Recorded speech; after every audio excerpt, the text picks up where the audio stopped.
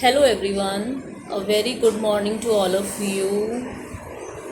Today's topic is UTI, which means urinary tract infection. तो आज हम बात करेंगे यूरिनरी ट्रैक्ट इन्फेक्शन पे. Now it is an infection in any part of the urinary system which includes kidneys, bladder और urethra. तो एक bacterial infection होता है जो आपकी यूरिनरी सिस्टम में आ जाता है, जैसे कि आपकी किडनीज़ में भी हो सकता है, यूरेथ्रा और ब्लैडर में हो सकता है. Now it is more common in women, ये वीमेन में ज़्यादा होता है. It usually occurs in bladder, ये मोस्टली ब्लैडर में ही होता है, जो हमारा यूरिनरी ब्लैडर होता है उसमें होता है, यूरेथ्रा में. But more serious infections involves in kidney. अगर आपको किडनी में अगर ये पहुंच गया है तो ये ज़्यादा सीरियस, फिर इसमें कॉम्प्लिकेशंस हो सकते हैं. नाउ ब्लैडर में जब ये इन्फेक्शन होता है तो इसमें जो सिम्टम्स होते हैं वो होते हैं, आपके पेल्विक पेन होता है, आपको पेन विद यूरिनेशन के साथ भी पेन होता है.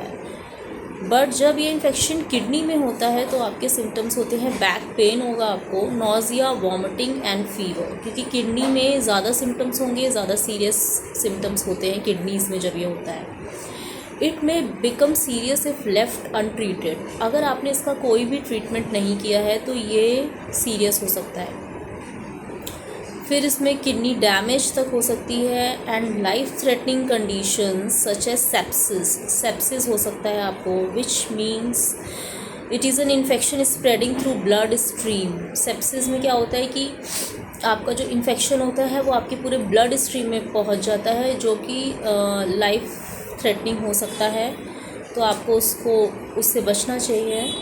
नाउ ट्रीटमेंट में क्या है, हम कुछ टाइप्स की एंटीबायोटिक्स जो है इंक्लूड करते हैं ट्रीटमेंट में. और इसके ट्रीटमेंट में सबसे ज़्यादा बेनिफिशियल, आप drink lot of water.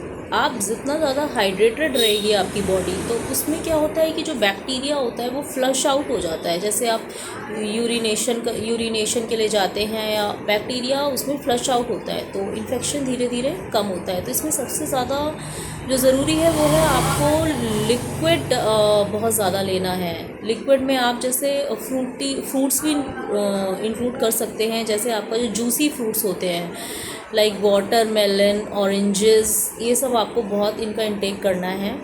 Acid food आपको कम लेना है जो इसके इन्फेक्शन को बढ़ा सकते हैं, जैसे आप जंक फूड लेते हैं या एसिड वाले फूड होते हैं वो आपको कम लेना है. नाउ इसमें क्रैनबेरी जूस भी काफ़ी बेनिफिशियल है. You have to take cranberry juice in it. Probiotics, market में प्रोबायोटिक्स आते हैं कई टाइप्स के, आप वो ले सकते हैं. That is very beneficial for the UTI infections in your body. Then garlic is very beneficial. Garlic लहसुन होता है, आप उसको लीजिए, it is very beneficial. And vitamin C भी यूटीआई को रिड्यूस करने में हेल्प करता है.